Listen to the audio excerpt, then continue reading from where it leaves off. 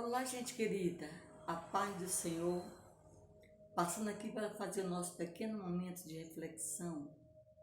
E hoje nós escolhemos aqui o profeta maior, o profeta Ezequiel, no capítulo 43, que fala, e versículo 4: E a glória do Senhor entrou no templo pelo caminho da porta cuja está para o lado do oriente.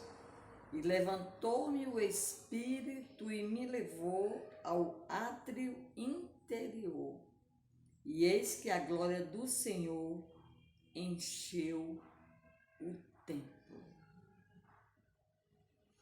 O profeta Ezequiel foi um dos grandes profetas que Deus usou em seu tempo para trazer as profecias de tudo que aconteceria com a cidade de Jerusalém, como também o profeta Jeremias, que presenciou, no caso, de forma ocular, a grande tragédia na vida do povo de Deus, quando o povo foi levado ao cativeiro pelo reinado de Nabucodonosor. E já Ezequiel estava lá em determinado trecho, e teve visões também extraordinárias. Ele foi o que teve mais visões, foi o profeta Ezequiel. E aqui ele tem essa visão extraordinária, porque se você ler os primeiros capítulos, você também encontra o pecado do povo. O povo de Deus realmente caiu numa apostasia muito grande. Um povo que foi elegido para ser luz para as nações. E Deus sempre advertiu o seu povo para que deixasse o pecado, Porque o pecado, como nós sabemos, sempre traz consequências trágicas para a vida do ser humano. O pecado, ele estraga tudo. Isso nós vemos desde os nossos primórdios, de nossos primeiros pais, Adão e Eva, Como a humanidade tem sofrido por causa do pecado, Ai de nós se não fora Jesus Cristo, se ele não tivesse vindo, toda a humanidade estaria, eu diria assim, perdida para sempre, Sem uma chance de esperança, de um recomeço, de um renovo de vida. E aqui, por causa da teimosia do povo de Israel, lá no capítulo 11, você encontra aqui que Deus, ele retirou a glória dele. Olha o que ele diz aqui no capítulo 11, versículo 22. E a glória do Senhor alçou desde o meio da cidade e se pôs sobre o monte que está ao oriente da cidade.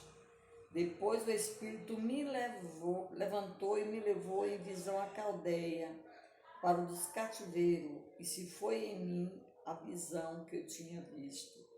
Então aqui no versículo 23 fala que a glória do Senhor se alçou desde o meio da cidade e se pôs sobre o monte. Deus tinha retirado a glória dele antes de destruir a cidade de Jerusalém, Não poderia a glória de Deus permanecer ali.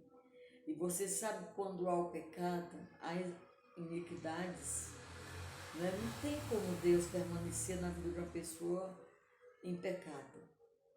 É por isso que o apóstolo Paulo, na carta de Tessalônica, ele fala: não entristeçais o Espírito Santo, Ou não apagueis o Espírito Santo. O Espírito Santo, eu vejo assim, que ele não coloca assim muita resistência não, sabe? Eu creio que seja uma peculiaridade do Espírito, de ele não estar nessa queda de braço. Ele quer muito ter relacionamento com a igreja, com nós igreja no sentido pessoal, de ter uma vida de caminhar junto. Mas se o ser humano não der muita atenção para ele, muito ouvido, ignorá-lo, ele vai acabar também nos ignorando, Você Você imagina, a pessoa está o tempo todo ali conversando com você, tendo comunhão com você, e você não dá ouvido para ele, como se estivesse conversando com as paredes, né? Então eu vejo assim, o Espírito Santo, ele, se a gente não der credibilidade a ele, não temos a comunhão, a amizade que ele quer ter com a gente, ele vai acabar se afastando, entristecendo-se. Não é verdade? E aqui o povo de Deus, realmente eles perderam a glória de Deus, né? Deus que sempre estava com ele o tempo inteiro, Deus sempre presente, Deus sempre agindo, não é?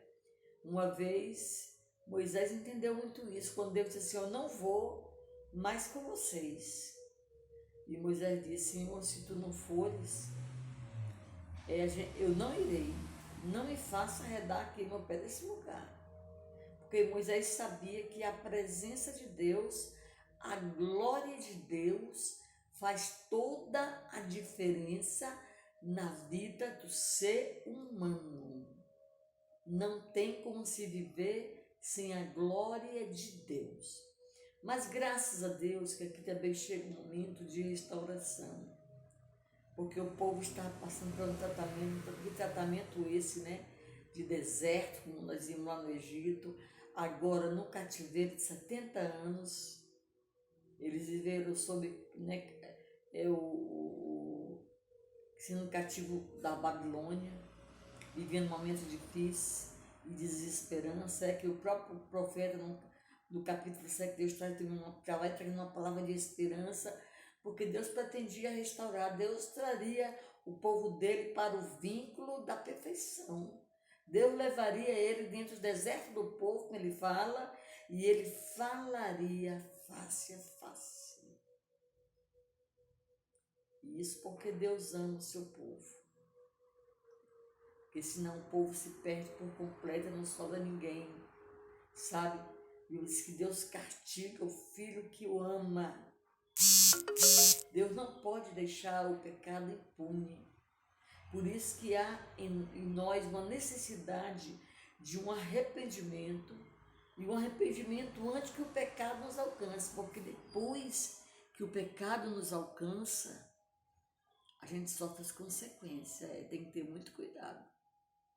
Por isso que é bom se retratar o quanto antes, né? E voltar atrás com o coração compungido, quebrantado diante de Deus. Mas graças a Deus aqui, a glória de Deus, ela volta. Que aqui no nosso cabeçalho, diria assim, né? O nosso título é a restauração do templo, a glória do Senhor. Porque quando o templo ele é reparado, quando as coisas se aprumam, se chegam para lugar, Deus traz o reflexo da glória dele novamente. Aqui ele vê, olha como é que Ezequiel vê, que cena extraordinária. Eu fico pensando assim, viajando essas ideias. Como foi lindo quando Deus ele levou o profeta à porta que olhava para o Oriente, né? Porque quando a glória foi, ela foi por esse lugar. Mas agora ela retorna pelo mesmo lugar que ela se foi. E eis que a glória de Deus de Israel vinha do caminho do Oriente, e a sua voz era o quê? Como a voz de muitas águas. E a terra resplandeceu. Né? Que eu vejo assim como um nascer, né? De um sol que vai assim no seu apogeu, e vem aquele negócio lindo, maravilhoso. Ezequiel pode ter ficado muito impactado com aquela visão, né? Eu queria ter uma visão dessa, extraordinária. E ele disse que essa visão era como ele tinha visto, né, lá no rio Quebar, quando ele teve aquela visão com os querubins, né? E ele disse que ele caiu sobre o seu rosto, não tem como não ser impactado, né? Nossas pernas tremem. E a glória entrou, ela veio direto para o Santo dos Santos, aquela velocidade, né? E ele viu a glória do Senhor. E eu gostaria de trazer para nós uma contextualização dessa passagem, uma aplicação, ou melhor falar, que nós somos o templo do Espírito Santo, né? Quantos já não são mais o mesmo Quantos têm perdido já o reflexo da glória de Deus? São pessoas que estão vivendo uma vida seca, sabe? Já não sentem mais a presença adorável do Espírito, né? Já não sentem mais vontade de orar, de jejuar, de ler a Bíblia, de pregar, de ser aquela pessoa que sempre foi no início da conversão, sabe? Mas a circunstância, os meios, né, os sistemas do nosso mundo acabaram condicionando, levando essa pessoa, levando você a viver uma vida não mais como antes com seu Criador. E você precisa que a glória retorne para a sua vida. Eu quero dizer para você que Deus ele tem esse retorno para você. Mas aqui nesse próprio capítulo, no versículo 9, ele diz: tirai de vós toda iniquidade, toda sujeira, toda idolatria, e eu vou permanecer vocês para sempre, vocês para sempre. Deus ele quer te restaurar por completo. Hoje é tempo de retornar como filho pródigo, voltar à prática do primeiro amor, sabe? Ver onde você caiu e levantar-se e erguer. E se você não saiu da casa de Deus, mas já não se sente mais o mesmo, não sente mais aquela alegria, aquele regozijo, Deus ele quer renovar todas as coisas. Jesus ele veio para resgatar, para renovar, ele enviou o Espírito Santo. Ontem na Glebaia nós pregamos sobre tempo de restauração, né? O retorno da glória de Deus, e eu preguei sobre esse versículo, esse capítulo um pouquinho, apesar que eu peguei Ageu 2, né? Que a glória da última casa ela será maior. Deus ele quer fazer que a glória da última casa seja melhor e ele quer estabelecer paz. Que tal hoje se levantar? Que tal hoje renovar a sua aliança, o conserto? Porque Deus permanece de pé com as suas promessas. Mas ele disse: se esforça. Quando ele chamou Zorobabel e o Josué e todo o povo para fazer a obra, reconstruir o seu templo, ele disse: se esforça, porque eu sou capaz de cumprir as promessas e o meu Espírito já foi liberado para que habite no meio de vós. Então hoje é dia de tomar a decisão de renovar a aliança, de renovar o concerto. E você que ainda não entregou sua vida para Jesus, para receber como Senhor, o único Salvador e Mestre, hoje também é dia sim de fazer parte desta grande família. Olha, beijo do coração e tenha uma excelente semana. Fica na paz. Deus te abençoe.